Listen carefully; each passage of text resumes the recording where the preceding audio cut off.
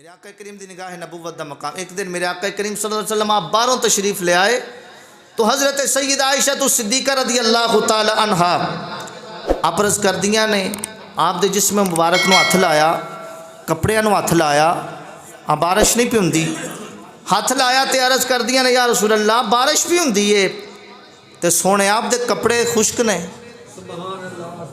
آپ دے لباس تے کو بارش دے قطرے دا کوئی اثر نہیں, کو پانی دا کوئی اثر نہیں, سونے کپڑے آپ دے خشک نے.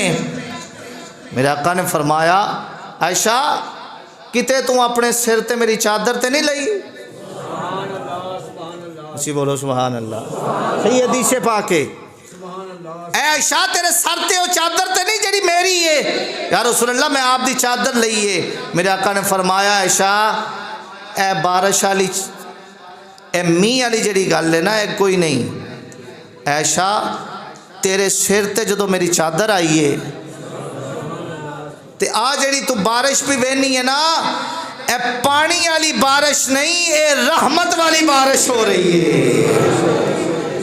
جڑی مصطفیٰ دے گھر تے رب ذوالجلال نزول فرما رہا ہے.